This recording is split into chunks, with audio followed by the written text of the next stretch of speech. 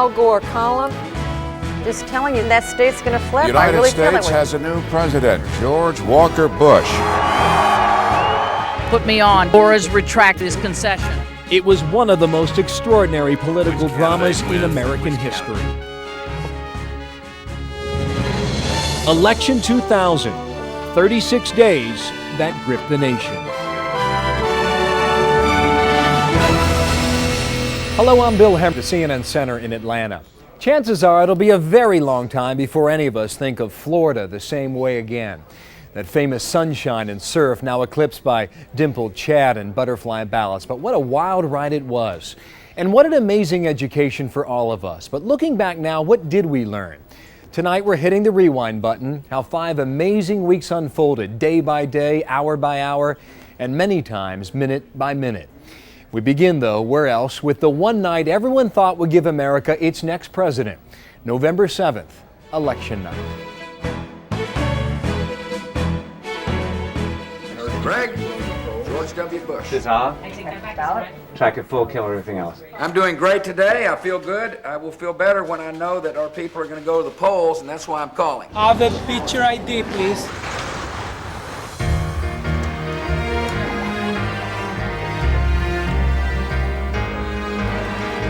Prior to going on the air, we have a readout of exit polling to get an idea of how the voters are voting and what they're saying when they leave the polling places.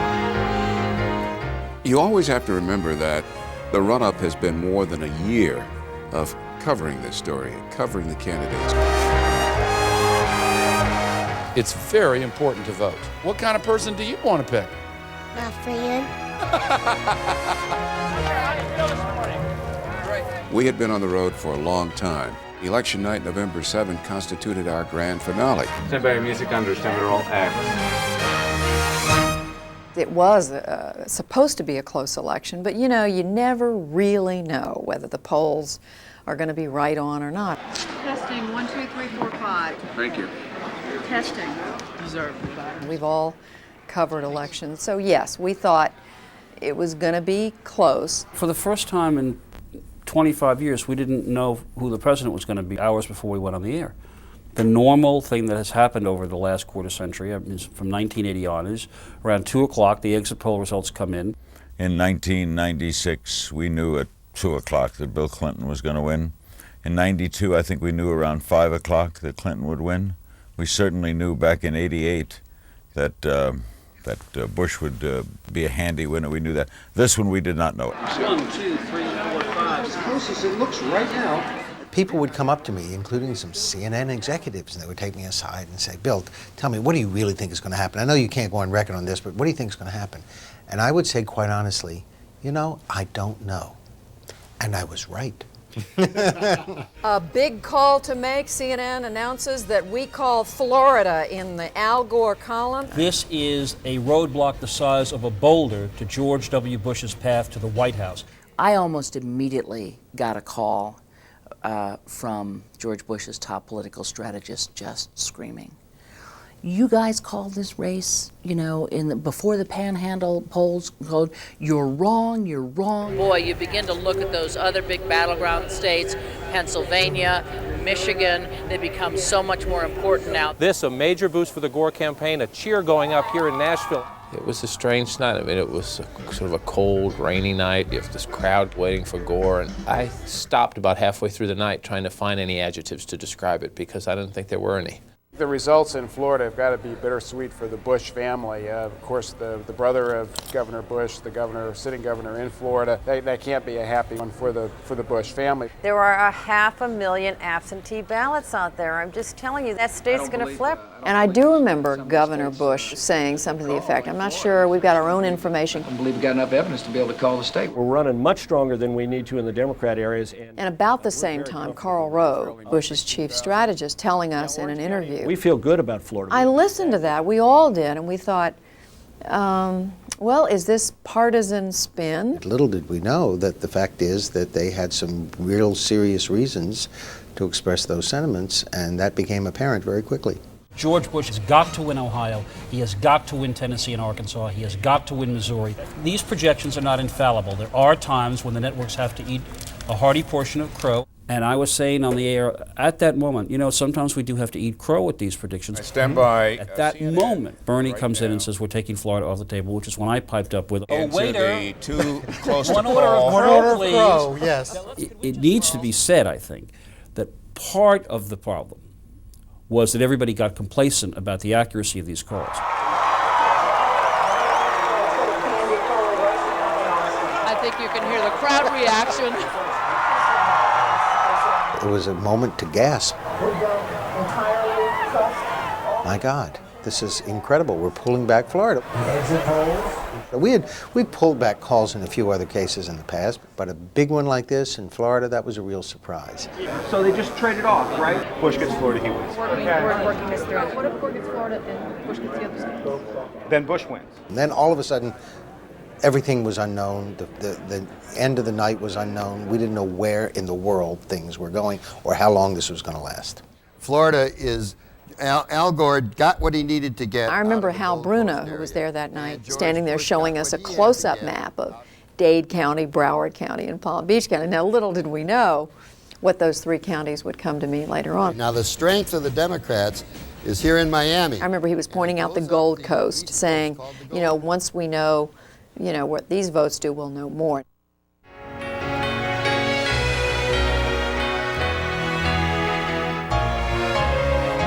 The United States has a new president. He's the Texas Governor, George Walker Bush.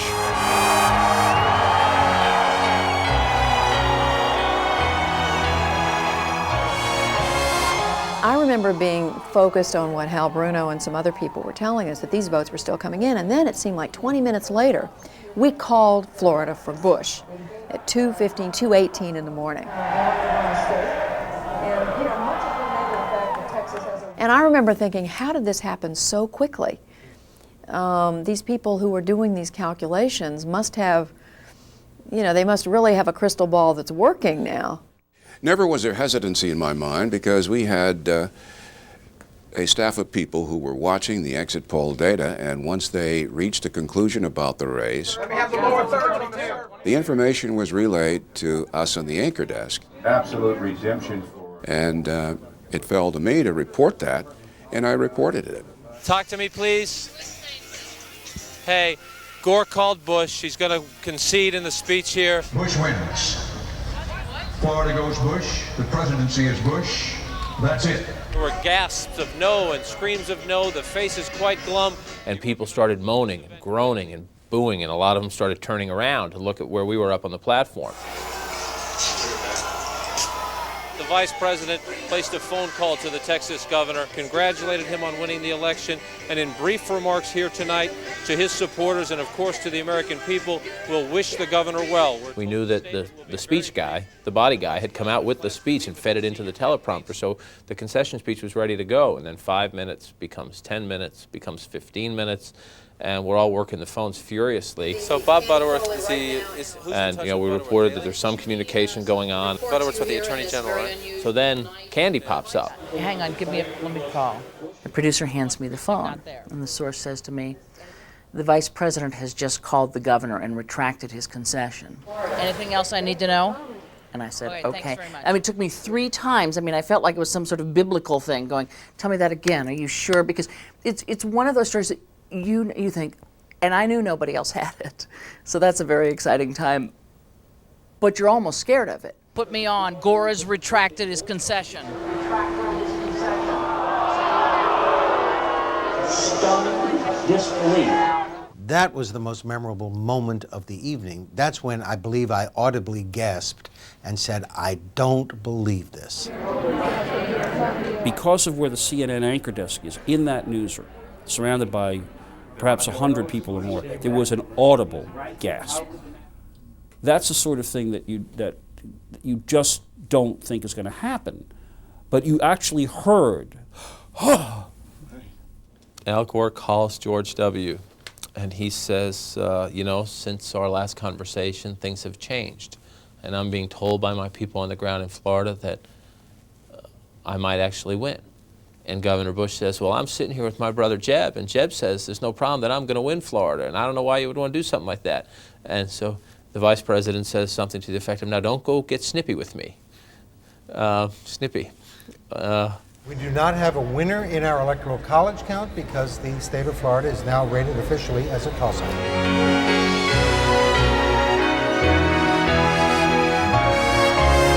Never have we seen anything like this in the entire history of the country. Bill Daley of the Gore campaign. I've been in politics a very long time, but I don't think there's ever been a night like this one. We are in a state of political suspended animation. At the governor's mansion, they are trying to figure this out at the moment. Don Evans, a longtime close friend of George W. Bush. They're still counting, and I'm confident when it's all said and done, we will prevail. It's not over. It simply is not over. And at 5 o'clock, we were being told that it would take 10 days. Well, 10 days to resolve a presidential election? That's unheard of. But who would have believed it was going to take 36 days? No one imagined it could go anywhere past Thanksgiving, which was 2 weeks away. But I figured by the weekend we'd probably know, because it's usually not that complicated a process to count the few remaining votes. As soon as I think anybody looked at the state of Florida's rules for recounts and 7 days and a contest period, and that this was where the presidency was going to be decided, and that we were down to a margin of under 1,000 votes out of 6 million, yeah, I think the sense was that just nobody knew how long this was going to take.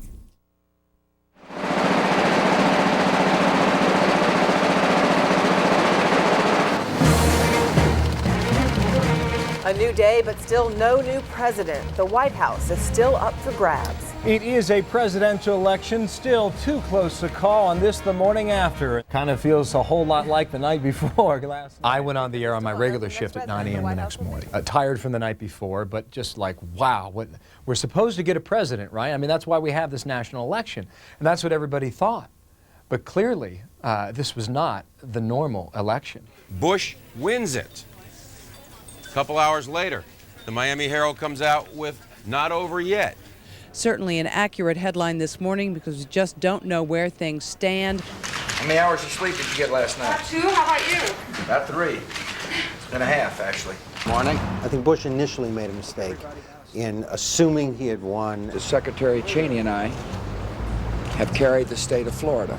It looked very presumptuous. I'm in the process of planning in a responsible way a potential administration. He was looking presidential in the photo opportunities. Morning, everybody. He seemed to be going out about the business of setting up his transition. What's got a name? He got the message very quickly and decided to lay off. And he stayed in the background very wisely, letting Gore look like the guy who was desperate to recount the ballots and to win, and who was pushing this along. We still do not know the outcome of yesterday's vote. This matter must be resolved expeditiously. The Gore we saw in the post-election was the Gore that everybody saw, for better or worse, in the election. Kind of at pains to make an appearance that didn't seem to comport with reality. You know, oh, I'm just here playing touch football with my family. I'm just going out to the movies. When everybody knew he was running, gaming the strategy, saying these things of like, it's not about me, it's about the process. Well, you know, it is about you. Thank you. Thanks, Bye-bye. His reputation is one of a micromanager, and in this case, he was very hands-on, very engaged, very much a part of the discussions, in fact, very much a leader in the discussions. They began the recount of some 587,000 votes. Under the law, the original recount is just a machine recount. You take all those ballots back out of the boxes and you run them back through the machines. Each time those ballots are fed through it, you will get different results because the machine will read them differently. Sometimes when it's put into the machine doesn't read that the hole has been pushed. That's right. Sometimes the debris gets in the way. What the election law folk call a hanging chad. And that's when most of us, for the first time in our life, heard the word Chad. C-H-A-D, I believe, right? We're also dealing with an issue up in the Palm Beach area where some voters have claimed that the voting procedure is confusing. Al Gore is the second name on this side, but the third hole down. The butterfly ballot was a huge issue, and the interesting thing is that the person who created it, Teresa Lepore, who was on the canvassing board down in Palm Beach, created it in October to make voting easier. Sue, yesterday you went to vote. What happened? I could cast my vote, but it was not in line with my candidates. I had to either go above it or below it. You cannot appreciate as a voter the full confusion until you actually stick your ballot into the machine. And Representative Wexler, I think with great style and panache, came on to defend and said, look, these butterfly ballots are difficult to understand. Of course, the flip side of the argument is why didn't you ask? Trust the people! Trust the people! Go, Bush, go! As the presidency hung in the balance, the tensions and the voices continued to rise. We got Bushwick! We got Bushwick! We had a lot of retirees saying, I think I accidentally voted for Pat Buchanan. I've been actually feeling physically ill thinking I did that. You are a very intelligent lady. You should read your sample ballot. I didn't want Buchanan. I didn't want Gore. And up here there was a name, B-U-S-H. For you, but then you didn't have the same ballot books that we did. Some of them had a little emotion about it, too. This ballot, it is deceptive. None of these people really know who they voted for. They're just upset, in my opinion, that Gore lost. Now, you might think this count would take place behind closed doors. Indeed it is, but there are lots of windows in the room, too, so you can get a live look at this historical count in progress. They decided to count 1% of the total ballots by hand. Here they were sitting in this room, holding up the ballots to the light, trying to see if sunlight was coming in, and realizing that if they found a big change in the amount of votes, then they would decide to count all 100% of the county's votes. The one image I will always remember about the post-election period of the year 2000 is this. Looking at the Chads. There are actually 3 types of Chad that are being counted as a vote. Hanging Chad. And we got into this issue of, do you count the hanging Chads, the one-cornered Chads, the dimpled Chads, and how is it that you decide which one is a vote for who?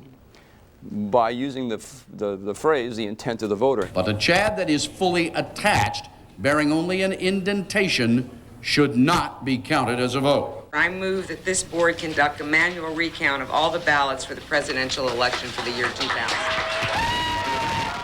How many times must you count a ballot before it's a vote for our... And just like in Palm Beach County, there are all kinds of accusations flying about here, some as strange as a Democratic observer allegedly munching on the Chad from a ballot. How many Chads must fall to the ground before you don't count them no more? To a Republican operative offering me a Ziploc baggie filled with Chads that he claimed were collected from the room over here. The answer may be on CNN. What's the latest vote total? Did she tell you that? I saw it on CNN screen. It was 400 votes spread. The surrogates have flown in here from the Gore camp and the Bush camp. I would like to introduce the senior members of the litigation team. George Bush hired as good a lawyers as he could get and said, okay, here's what I want you to do. Why don't you go down to Florida and fix this mess and let me know how it's going. Here in Florida, hurricane country, they're saying this is the eye of the hurricane. There's no singular star in this, and they came in duets, but dancing different dances. Are you safe saying that there's a legal fight ensuing in this race? Oh, already there's been suits filed, and I would imagine this will continue for a while, as it should. I don't think anyone thinks that a lengthy and protracted scores of lawyers, endless legal battles with no reasonable or foreseeable conclusion would be healthy for the country. Bush, we are told, has given Baker the authority to challenge a hand count of the ballots in Florida. Remember how critical they had been of, it was Al Gore and his lawyers suing to steal an election. And all of a sudden you had George Bush's team, preparing to go to a lot of courts.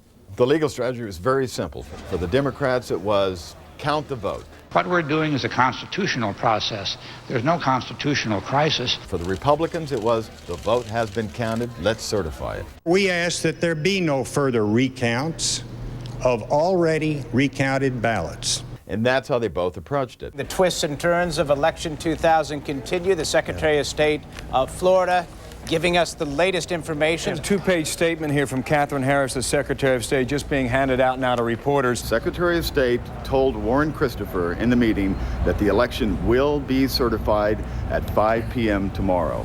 We will all remember these times. Catherine Some of the most Harris, critical Secretary of State, and defining- was a woman who was on the hot seat from the word go. This is not someone who is not interested in the outcome of this. She was one of Governor Bush's campaign chairs. It's very historic. They had a campaign to vilify her as a partisan hack who was delivering the state for the Bush brothers with whom she was very close. In Catherine Harris, they saw the first opportunity to swing the political debate and to say, what's the hurry? We're only trying to count votes. Why would George Bush's crony want to shut down the count of the votes? And so there were anonymous phone calls from Gore aides and leading Democrats saying, you know, she campaigned for George Bush in New Hampshire. They sensed a political opportunity there to turn it, and they weighed in very aggressively. The Gore spokesman have called her a hack. Catherine Harris is a fine lady, and they should lay off of her. In talking to the Republicans on the record and off, they believe that the attacks were very personal and uncalled for, and that they're ready to duke it out. We have entered the action in asking the court to stop the Secretary of State from ending the vote counting tomorrow night. Look, I would not want to win the presidency by a few votes cast in error. And I don't think Governor Bush wants that either. In the race for the President of the United States, these certified results... So she goes ahead and certifies, and the question then becomes, what happens to these votes that have not yet been counted? Ladies and gentlemen, the Florida Supreme Court. The Democrats go to court and say, we wish the vote counting to continue. This court certainly has the power to say, what we're going to do is tell the county boards that you've got this amount of time to complete your recount. We think the process is entirely subjective, subject to mischief. Good evening. Again, my name is Craig Waters. The Florida Supreme Court agreed unanimously in a very short period of time with the Democratic side. The right of the people to cast their vote is the paramount concern overriding all others. And said, continue the votes. The opinion of the court is unanimous. Thank you, and I will not be taking any questions. It was the life preserver to the Gore people. All right! And it was really perhaps the only time in this process where you saw panic in the Bush camp. When the Florida Supreme Court said the certification date will not be November 14th, 1 week after the election, as the statute says, but instead we're moving it to November 26th, the Republicans claimed that was changing the rules. It is simply not fair, ladies and gentlemen, to change the rules, either in the middle of the game or after the game has been played. And what the Democrats said was no, that the Supreme Court was simply using its equitable powers. We will move forward now with a full, fair, and accurate count of the ballots in question. So you had the two tensions between the two sides at all times during this litigation. Was it creating rules or was it interpreting rules? And that was the problem.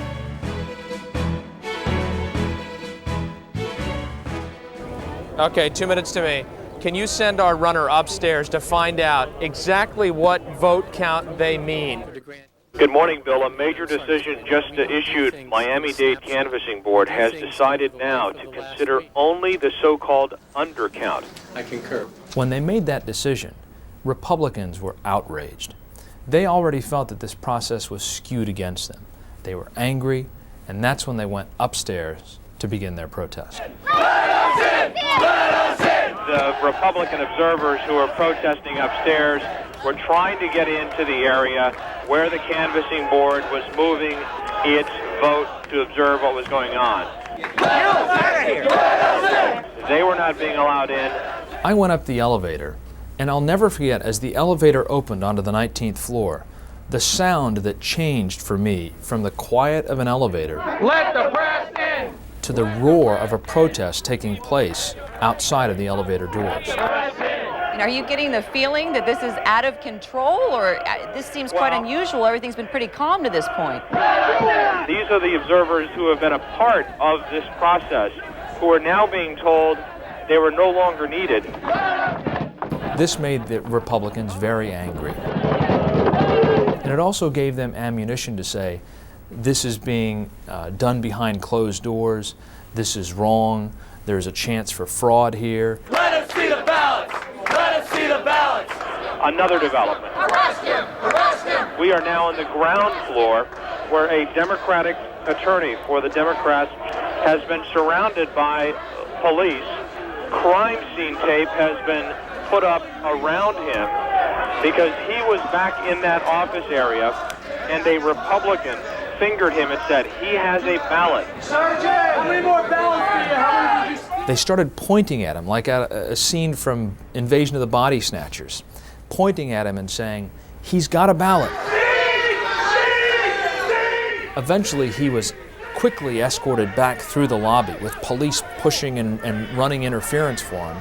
He was placed back on the elevator, went back up to the 19th floor, where he pulled out this ballot to reveal that it was a sample training ballot. Bush won twice! Bush won twice!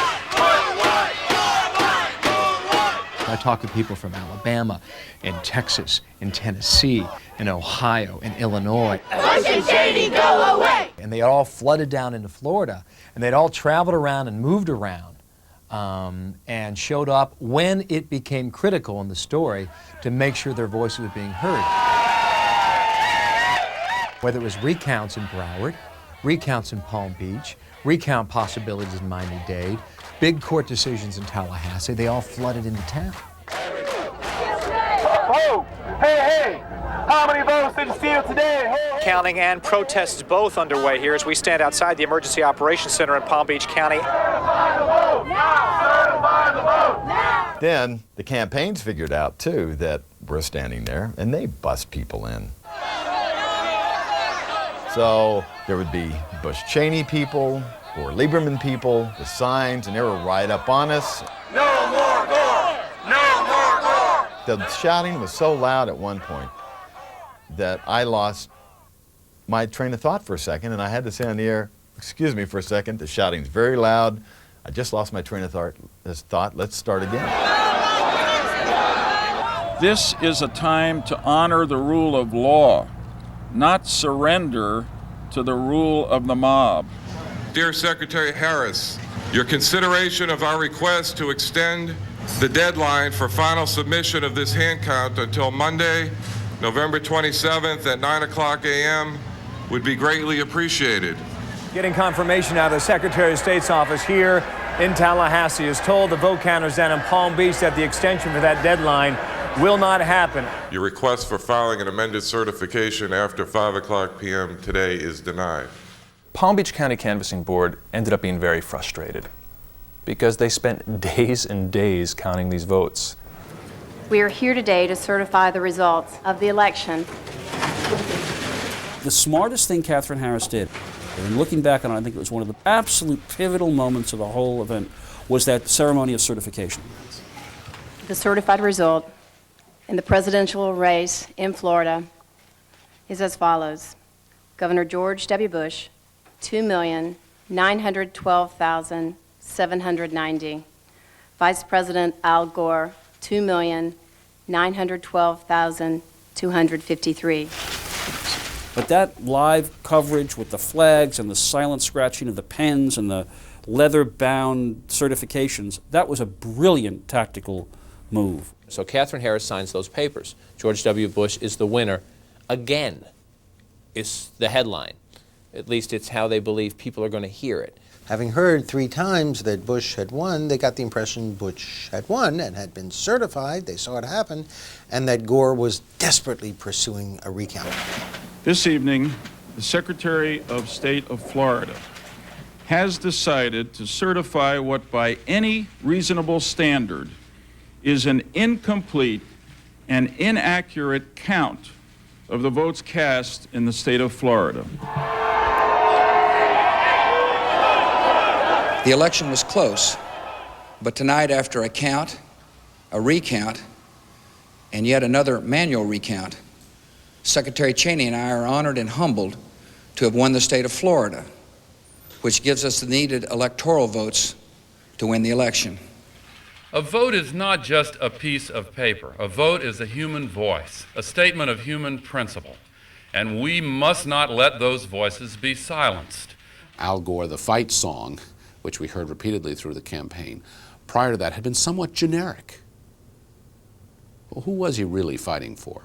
Well, now he was fighting for a principle, for every vote to be counted as he said it, and for some key and important core Democratic voters. Time is running short. The public opinion polls, now even a large chunk of Gore voters, are saying it's time to shut it down. And so their strategy has to change now, and you're going from protesting the election to contesting the election.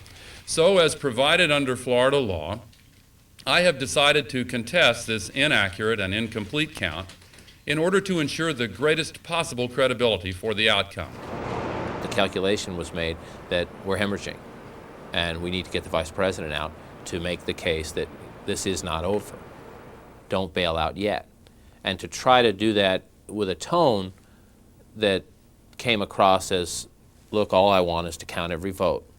And I'm not saying I won. I'm just saying that I want to count every vote. And if I didn't win, fine, we'll move on.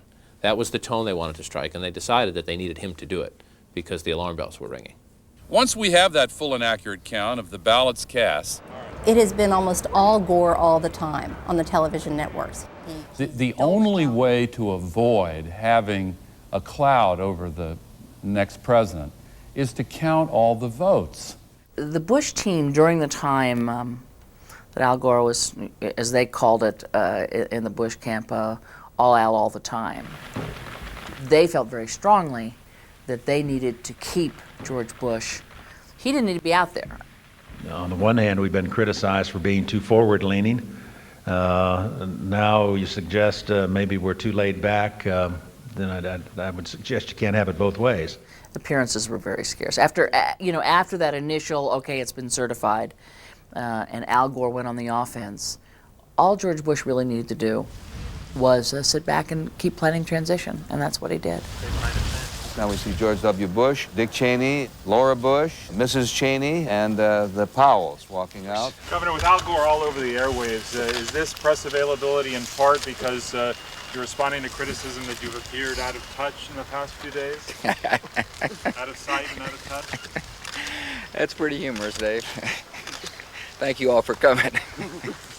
Thank you, everybody. It's because we love the press, right? Yeah. Thank you all. Thank you. What they needed, again, back to the same strategy, was they needed George Bush looking presidential. Gentlemen, how's the mood? Lawyers for Al Gore are in court at this hour, seeking a recount of some 13,000 questionable ballots. Gore wants a state judge to order a hand recount of disputed ballots in Miami-Dade and Palm Beach counties. So you have this relatively small courthouse in Tallahassee, Florida, which normally deals with county business, which was now in the business of helping to decide who the President of the United States was. We would also appreciate it if it's possible to have some help unloading the transfer boxes. I believe there will be 167 of them. Our clerk is not that big. Sanders Sauls was a judge in the circuit court level who I believe served as our comic relief. He was always there for a good one-liner. You know, I really like that guy. Sanders Sauls had a quote that we picked up on that we thought was quite simply the funniest line we had heard.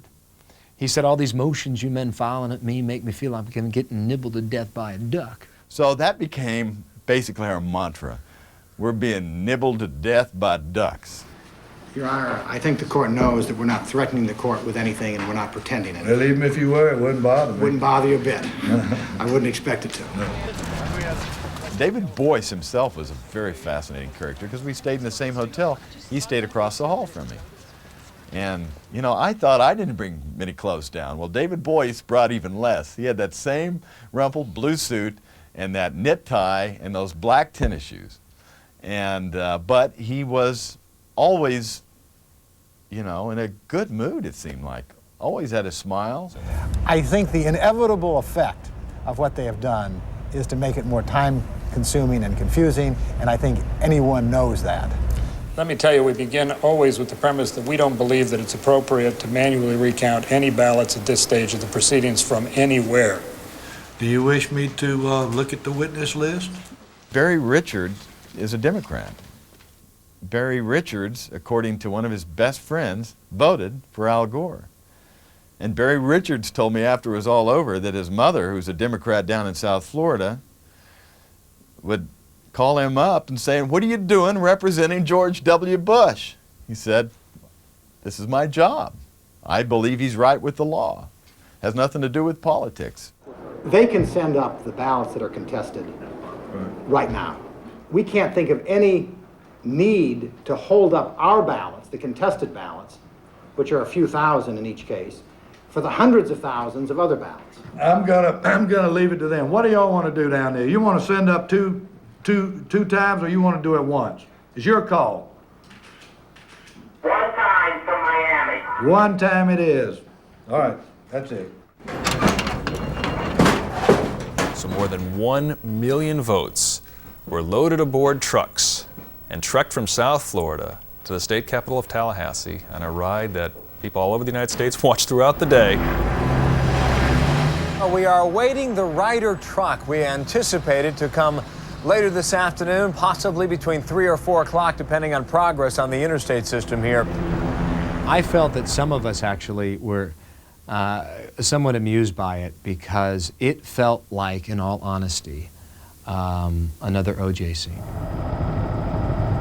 There's always a moment in these things, no matter how high or low the story, when there's a playful spirit at work. Well, in the case of the Ryder truck, this is television, all news, all the time, at its silliest. That is, you point your camera at something of no consequentiality unless the truck had been hijacked by agents of the Gore or Bush campaigns. Now, because you're pointing the camera at it and putting it on live TV, it has to be important. You know, it's something that the critics will harp on. Here's this Ryder truck and whatever, but, you know, it was, heck, bottom line, it was good television.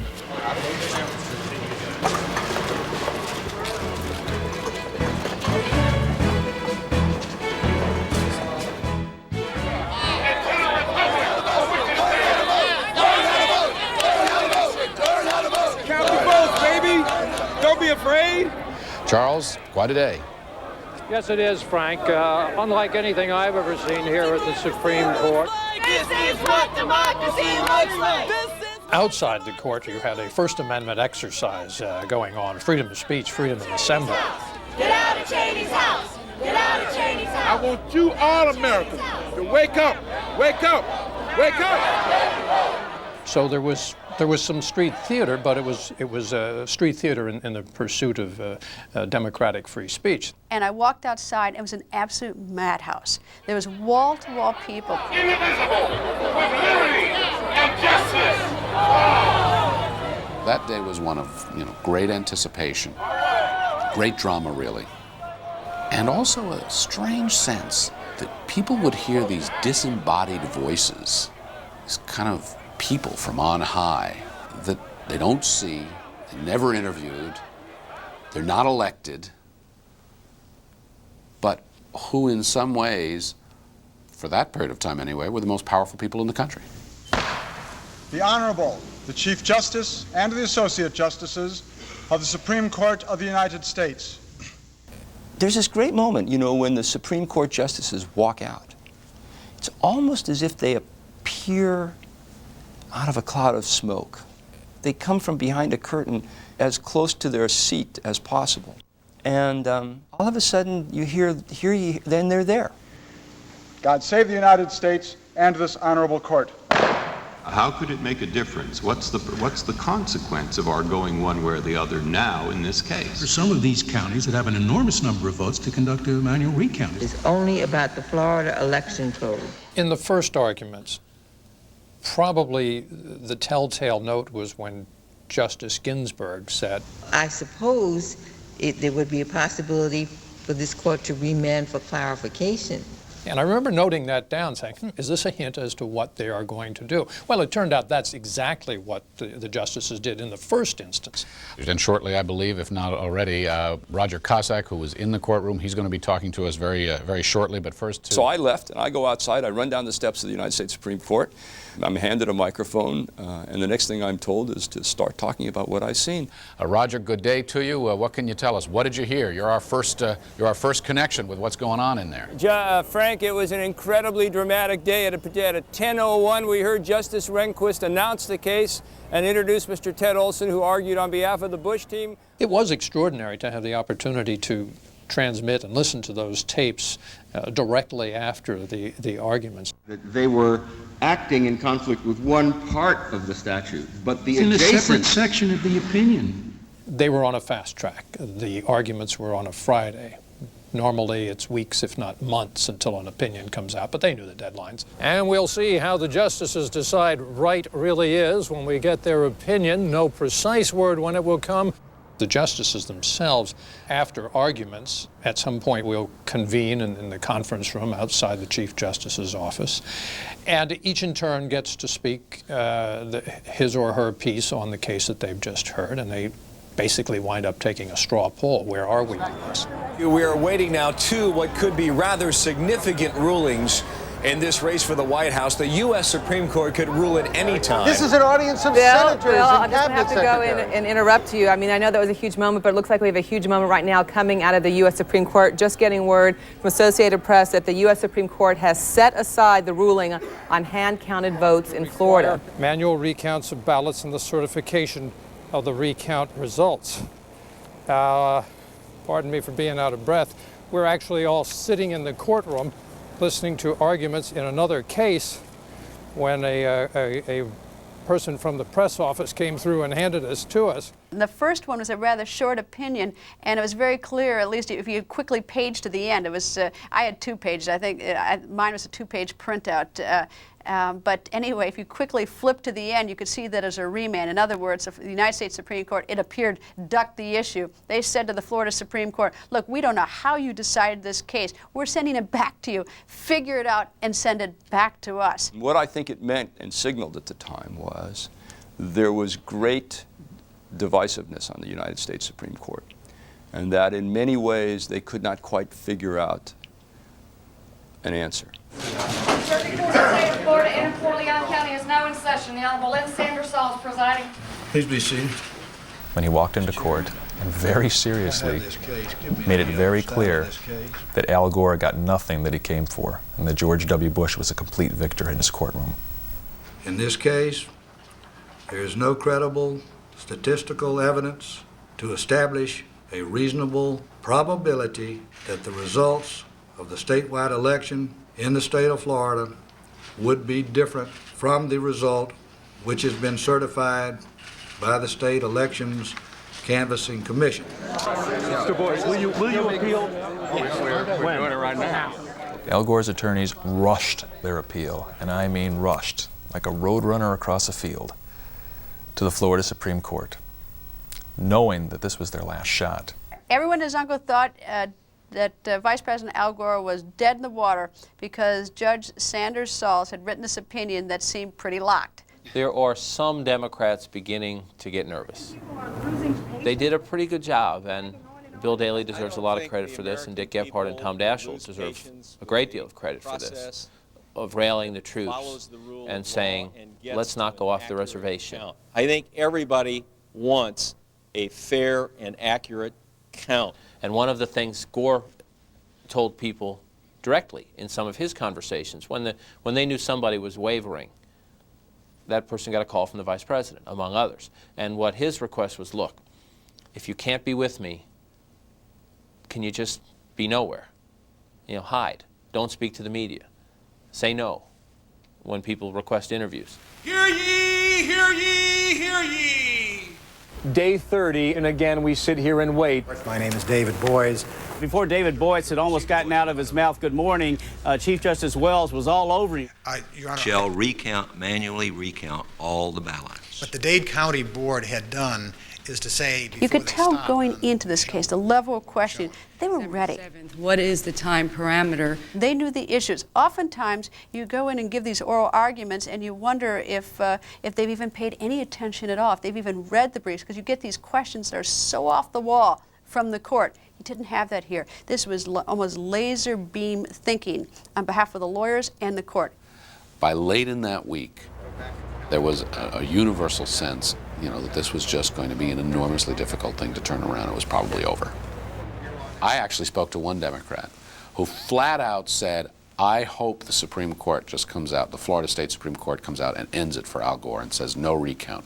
He said, it'll be clean that way. It'll be over with that way. And we can move on.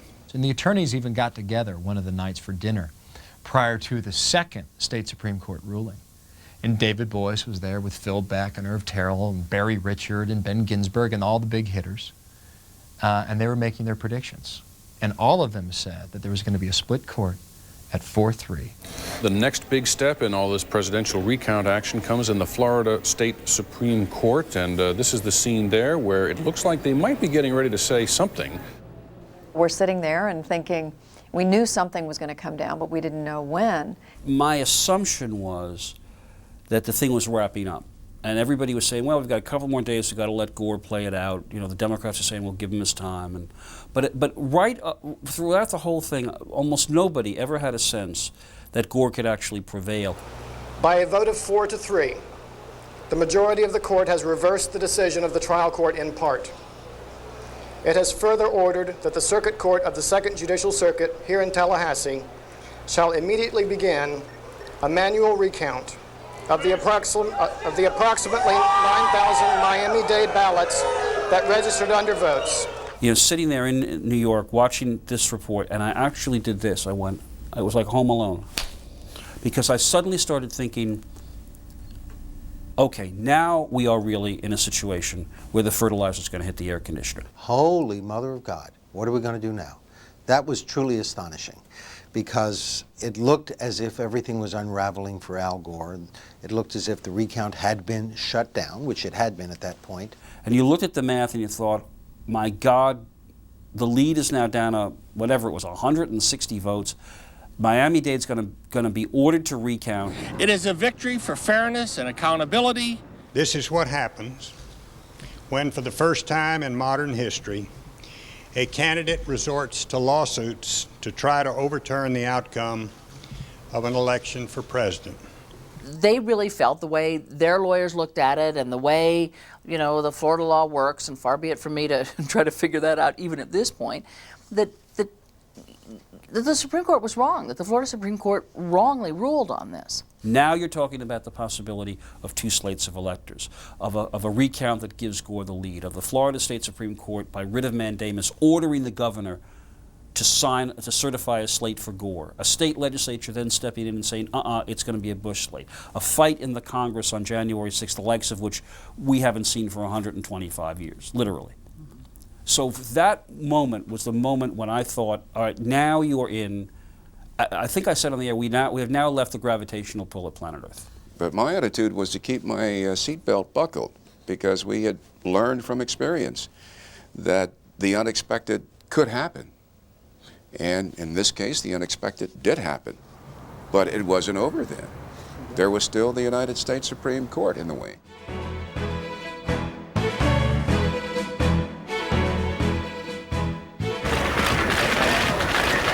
I went to the library where they were starting to count in Tallahassee. And along the way, I ran into Clay Roberts, the head of Division of Elections for Florida. He's walking real fast, and I'm walking real fast. I said, Clay, where are you going? He goes, I'm going over here to find Terry Cass, the administrator of the court, because I've got every county in Florida sending me emails screaming at me, we're here ready to count, what do we do? The greater majority of the counting is going to be conducted based on these so-called punch card ballots. So all these observers start coming into the library in Leon County. And the observers sit down, and about 9 o'clock in the morning, performing the vote recount, the boxes are open, and they start doing what we had seen done so many times in southeastern Florida. they were counting ballots again. I'm looking for technical guidance. The Republicans were saying, no, this is not fair because there are no standards in the state. Your thoughts on what we're seeing on CNN today? We're seeing chaos. But everyone that day seemed to have the feeling that the shoe was going to drop, that the Bush campaign was going to find some way to get that count stopped. The action requested by the Bush camp is that the recount is stopped. They go to the court and they say, we want an emergency stay. By all accounts, things were going very smoothly in Leon County. They counted almost half of the Miami-Dade County ballots. And it surprisingly to some showed a net gain for George W. Bush. Then they made an announcement. We may be stopping the count. Keep counting, but we'll know more in 5 minutes. We have stayed the recount at this point. Very big news. The U.S. Supreme Court has agreed. They had CNN on in the count room, and so as a result, they just stopped. It was almost as if when the U.S. Supreme Court came out and said, stop, put your hands on the table and walk out of the room, literally, people were picking up ballots and almost in slow motion putting them back on the table. The Supreme Court has just stopped the process. And so, hey, another day in the life of the 2000 election. And I remember an observer going through the room and telling people, just tapping them on the shoulders, you know, what had happened in Washington. They kind of rose out of their chairs and kind of tiptoed out of the room. You know, keep the evidence safe. We're not sure what this means, but for now, we cannot continue. Whatever you think about that ruling, just as a matter of analysis, you'd have to look at that and say, boy, it's going to be real tough for Gore to get anything going now. Count every vote! Because the one thing that he had to have happen, he never got. He never got a recount in motion that at any point would have said to the country, Al Gore actually is in the lead in Florida. They should have finished the vote when they had it started. It's the only way we'll ever know. It's the only way we'll have justice. This is terrible. The important thing for the Bush team, though, in getting the stay is they got a tip from the United States Supreme Court. Whoever the next president is. The tip is that we think you have a really good argument because the court also said that we think you're likely to prevail on the merits. When the Gore campaign heard or read those words, the Gore campaign knew they were in big trouble. With the nation and the world watching. Surroundings couldn't be more auspicious. The stakes couldn't be higher. A lot of passion, a lot of fury outside, a lot of very strong feelings. To thank Al Gore for making me a Republican activist. America, count the votes. This is business. You hit the gavel. George W. Bush and Richard Cheney versus Albert Gore. All of us had a feeling that this had to be the real answer, not just the interim response that the court gave the first time. There are different standards for evaluating those. There must be a uniform standard. The question is whether that standard is too general or not. I understood clearly from listening to those arguments that there was a great concern among members of the court about the equal protection argument. The standard is whether or not the intent of the voter is reflected by the ballot. That is the uniform standard throughout the state of Florida. That's very general. It runs throughout the law. Even a dog knows the difference in being stumbled over and being kicked. We know that. If certain votes are counted one way in one county and they're not counted the same way in another county, aren't those votes that aren't counted that way, don't they count less than the other person's votes? The Supreme Court was clearly concerned about that. The only problem that we have here is created by people who did not follow instructions. So we've pretty much sensed we were going to get something Tuesday night. The decision is going to come out The judgment of the Supreme Court of Florida See all my colleagues madly going through a decision. is reversed. As I passed the door of the press officer, she said, page 13. By this time I was on the fly, cell phone in one hand, opinion in the other hand. So I'm going to have to extract that. Why don't you talk to Ken while I look for it? And I remember saying to Charles on the air, in effect, take your time. And what I was signaling to him was, don't be intimidated by the fact that we're on live worldwide television. It was almost as though they wanted to say to the press, yeah, you're here at 10 o'clock at night? Lots of luck. Let's see you pull this one off. Listen to this language from the justices. Without substantial additional work. Without substantial additional work. The safe harbor date is really today. Run smack against the calendar. You have to come up with a standard. I was the guy freezing in front of the United States Supreme Court in my parka. That satisfies the Equal Protection Clause. What the justices said was, it's going to be almost impossible. You'll have to make changes. You'll have to do things that you have not foreseen. You'll have to institute accounting procedures statewide.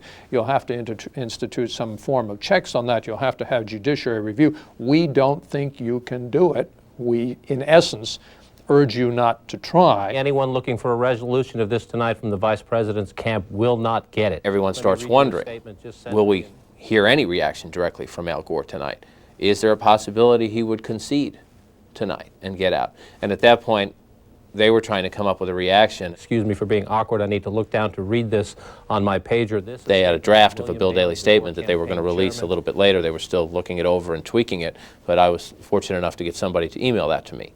We will address the court's decision in full detail at a time to be determined tomorrow. A sense of confidence that this is indeed a victory for George W. Bush. It didn't take the Bush team long to realize they'd gotten what they believed was a total victory out of the Supreme Court.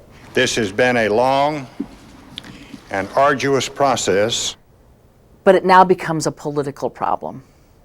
Okay, we've won in the U.S. Supreme Court, but they don't have a concession from Al Gore. So how do you get a concession from Al Gore? You do what the Bush team had been doing for the past week or so, which is to back off, back off, back off. Thank you, and good evening. They wanted to be off the stage and to give it to Al Gore. The Vice President has ordered the recount committee to suspend all activities and that there will be a statement this evening from the Vice President. Once freed of any notion that he's going to win, he gave an incredibly gracious and funny and loose speech.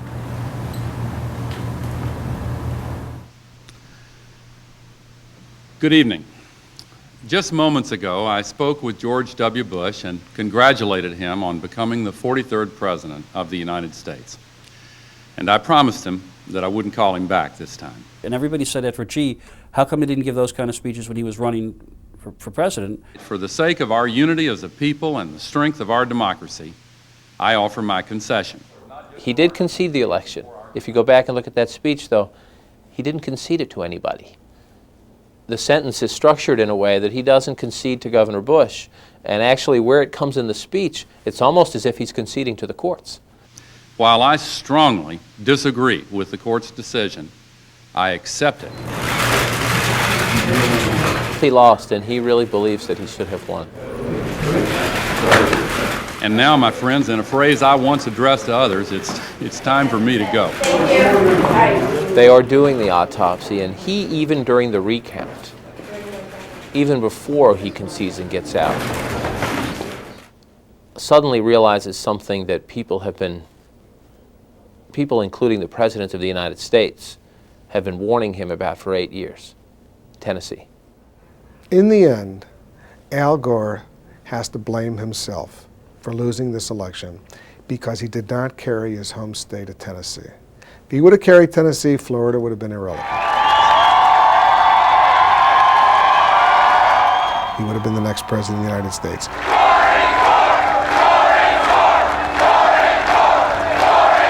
The fact is, the drama was all Gore's. It's my honor to introduce to you what usually is the ultimate speech of a campaign, and that is either the concession or the victory speech. the President-elect of the United States, the Honorable George W. Bush.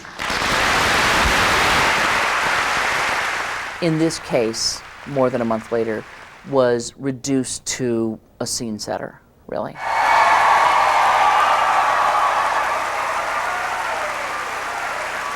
You know, the time for confetti and crowds and posters. In fact, there were signs as you went into this chamber, the House chamber of the Texas Legislature, where he gave this speech, saying, you know, no posters, no hooting, no. They wanted it almost like a State of the Union address. Our country has been through a long and trying period. I saw a reassuring presence, which is what he intended to do in that speech, to try to bring the country together, to play the role that he had always described for himself, to be a uniter, not a divider. And I hope the long wait of the last 5 weeks will heighten a desire to move beyond the bitterness and partisanship of the recent past. Our nation must rise above a house divided. And I thought in his speech he clearly cast his lot with the with those who said he just has to unify the country at this point. He has to create his own mandate. He has to build the circumstances of his own honeymoon. Whether you voted for me or not, I will do my best to serve your interests, and I will work to earn your respect. Because, you know, this was a honeymoon without a wedding. I think people will tend to say he's the president of the United States. Let's see what he can do, and give him a break. The fact that he lost the popular vote, and that there is this asterisk next to Florida, that's irrelevant right now. He is the president. He's going to be the president for 4 years. He's putting together a strong cabinet. Let's see how he can govern, and let's see if he can get the job done.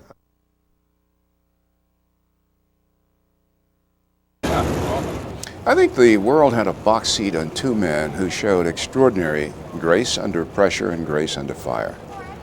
Actually, they had no alternative. We're going to have a private discussion. They had to sit and wait for things to work their course. But I think one of the characteristics they showed was the ability to be calm, the ability to be cool, to take the high road, and the ability to conceal their emotions and their frustrations. Each man knew that one would win, the other would lose. And each man knew that the world would be making judgments accordingly. There's a puncture at 2. Okay. That's a Bush vote. It will be thought of us as, I think, as the unharmonic convergence. A year when all the things that weird, nerdy people like me have always worried about the electoral machinery, came to pass, and that what we learned was that in a situation where all the planets align to produce this kind of race, a tie nationally, a tie all over, and a tie in the state that will decide the presidency, the electoral machinery, and for that matter the political machinery, and for that matter the media machinery, weren't up to the task, couldn't handle it, broke down. It broke under the weight of something that only a few strange people had ever worried about. And those of us who worried about something like this, I think will take the ultimate vindication by being able to say, you see, we told you it could happen. 36 days later, it's over. 5 weeks in a day, but who's counting? No one. And so we move away now from Election 2000, but there will be plenty of new stories and new faces and new lessons to learn. At times it may have seemed that Election 2000 was one endless civics class, but hopefully we're all a bit smarter now about our elections, our courts, and our country. It sure was a wild ride. I'm Bill Hemmer, and thanks for watching. Move up from Vice President to President. John, we're hearing a little bit of an echo because they're watching you on the screen. Right behind you, we're seeing 2 John Kings in the picture here. 2 is better than 1. Now, why are you here? You have a comfortable life. You could be home watching this on television. Well, I'm quite attracted to you, John, and that's why I'm here. It's getting a little late. We're getting punchy. Anything can happen.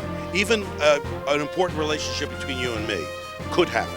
Anything can happen tonight, John. That's how wild this night is. I hate to disappoint you, but I'm going to rule that out and throw it back to the studio. And we especially love your straight face, too, John. No, a butterfly is a ballot that flew out the window. Oh, really? Okay. It never happened. A ballot with wings. Animal Planet sent Steve the crocodile hunter down there. We're here in southern Florida, and what we have here is the rarest creature in the whole world, a Buchanan voter. Oh, what an exquisite specimen she is. I have here chads. We collected these, Bill, as evidence, and I just want to show you what an actual chad. These are actual chads. Or dimpled. These are both pregnant and dimpled. I See? love it. Perfectly innocuous, and yet 78 they pieces could of change chad on the floor. Exactly. We found those at CNN. Should they be counted? Should they not be counted? No. Yes. You are anti-dimple. I'm definitely anti-dimple. You prefer dimpled or pregnant? Dimple. I hate the pregnant one. I hate it. The term? You know what? And you can tell every politician that says it starts to sneer, or every news media person wants to laugh. You know what a dimpled ballot is? Dimple. We welcome our international viewers. It is only 2 p.m. here on the East Coast, but already it's turned into the night the lights went out in Georgia. We're having light problems here in Atlanta, and we hope to fix that as soon as a manual recount of our lighting system is done. Legally, not a lot happens, but this has been as much about PR as it's been about the law. In the last few weeks, you've seen car alarms go off. There's no way it's going to keep going. You know, Laura Ingraham, if you can talk through a car alarm, you can do anything. You're my hero. You saw the amount of sensitivity that I used in that, and you saw me trying to get that done, but clearly the wind's kicking up here big time, by the way. I'm just trying to hold down the light. Sorry about that. A silver coin produced in Dallas, Texas. It has Al Gore on one side and George W. Bush on the other. I don't know if it's come to that just yet. I'll watch it for you. I bet if you flip that coin, it lands on its edge, too. It may come down this way, right? Exactly. Right on the side.